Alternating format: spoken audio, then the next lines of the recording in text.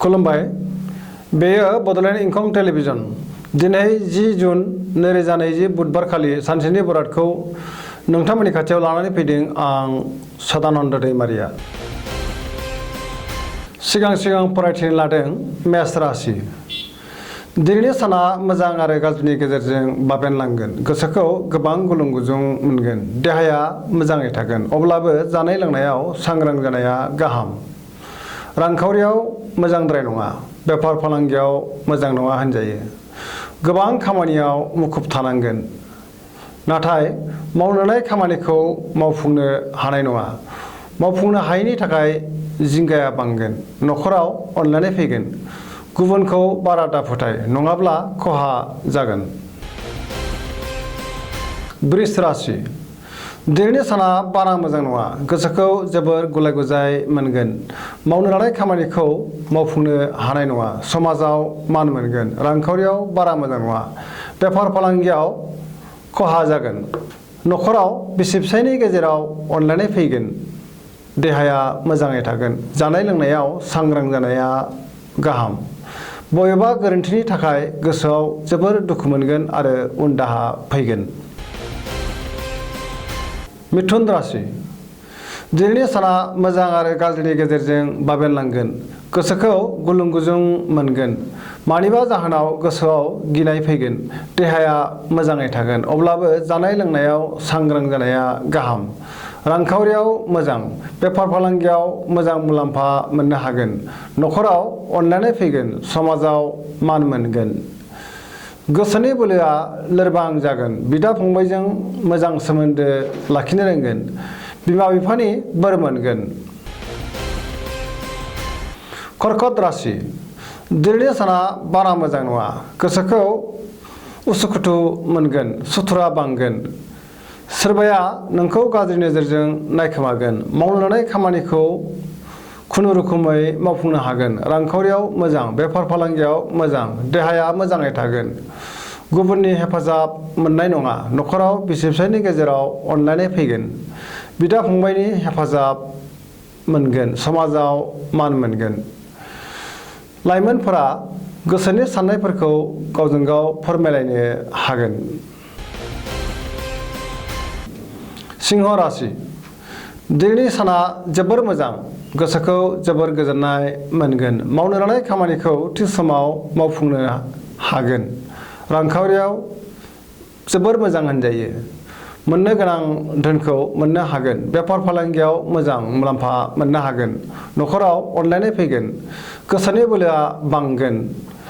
गोबां खामानि मावनो थुलुंगाखांगोन। गोसोनि साननायफोरा जाफुंगोन। समाजाव मान मोनगोन। न'खराव बिसि फिसायनि गेजेराव अनलायनाय फैगोन। सेंग्रा सिख्लाफोरा गोसोनि साननायफोरखौ फोरमायनो हागोन आरो गोसोआ जोबोद रमान्टिक जागोन। फरायसाफोरा फरायनायाव गोसो दुंगोन। कन्या राशि। दिनैनि साना जोबोर मोजां। गोसोखौ जोबोर गोजोननाय मोनगोन। समाजाव मान मोनगोन। गुबुनजों बाख्नायजागोन। गुबुननि गोसोखौ बोनो हागोन। बहानिफ्रायबा मोजां खौरां फैगोन। रांखावरियाव जोबोर मोजां। बेफार फालांगियावबो मोजां मुलाम्फा मोननो हागोन। देहाया मोजाङै थागोन, अब्लाबो जानाय लोंनायाव सांग्रां जानाया गाहाम। न'खराव बिसि फिसायनि गेजेराव अनलायनाय फैगोन। गोबां खामानिखौ मावफुंनो हागोन आरो गोसोखौ जोबोर गोजोननाय मोनगोन। तुला राशि। दिनैनि साना बारा मोजां नङा।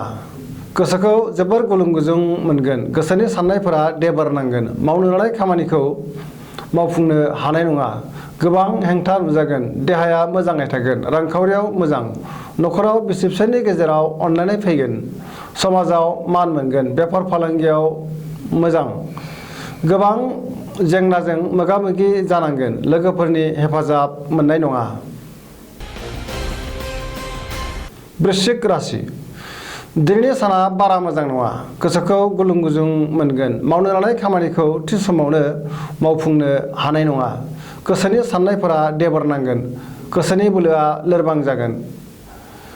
न'खराव अदेबानि अनलायनाय फैगोन। रांखावरियाव मोजांद्राय नङा। बेफार फालांगियाव खहा जानो हागौ। देहाया मोजाङै थागोन, अब्लाबो जानाय लोंनायाव सांग्रां जानाया गाहाम। धनु राशि दिनैनि साना जोबोर मोजां गोसोखौ जोबोर गोजोननाय मोनगोन मावनो लानाय खामानिखौ थि समावनो मावफुंनो हागोन गोसोनि साननायफोरा जाफुंगोन रांखावरियाव जोबोर मोजां बेफार फालांगियावबो मोजां मुलाम्फा मोननो हागोन समाजाव मान मोनगोन देहाया मोजाङै थागोन जायखि खामानिखौ मावा मानो देरहासार जागोन न'खराव बिसि फिसायनि गेजेराव अनलायनाय फैगोन समाजाव बयजोंबो अनजागोन आरो मान मोनगोन मकर राशि दिनैनि साना जोबोर मोजां गोसोखौ जोबोर गोजोननाय मोनगोन देहाया मोजाङै थागोन अब्लाबो जानाय लोंनायाव सांग्रां जानाया गाहाम रांखावरियाव जोबोर मोजां मोननो गोनां धोनखौ दिनै मोननो हागोन बेफार फालांगियाव मोजां मुलाम्फा मोनगोन न'खराव अनलायनाय फैगोन गोसोनि बोलोआ बांगोन गोबां खामानिखौ मावनो गोसो दुंगोन आरो मावफुंनो हागोन समाजाव मान मोनगोन बबेबा खामानियाव मुखुब थागोन कुम्भ राशि दिनैनि साना बारा मोजां नङा गोसोखौ जोबोर गुलुं गुजुं मोनगोन गोबां गोरोन्थि मावफ्लांनानै लाजिनांगोन मानहानि जानो हागौ मावनो लानाय खामानिखौ थि समाव मावफुंनो हानाय नङा रांखावरियाव जोबोर मोजां फालांगियाव मुलाम्फा मोनगोन देहाया मोजाङै थागोन न'खराव अनलायनाय फैगोन माबा जाहोनाव सोरजोंबा एना एनि जानो हागौ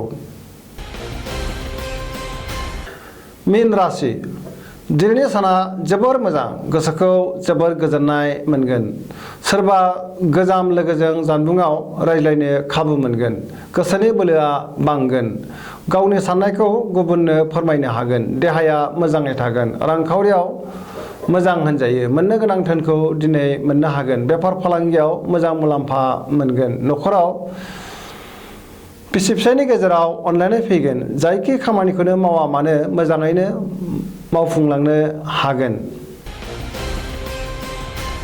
दिनैनि राशि फरायथिनाया एसेनोसै जोबनायाव बेखौनो खावलायो जाहाथे नोंथांमोना सानफ्रामबो जोंनि बे बड'लेण्ड इंखं टेलिभिजनखौ नायबाय थायो आरो साबस्क्राइब खालामो एसेनोसै गोजोन्थों।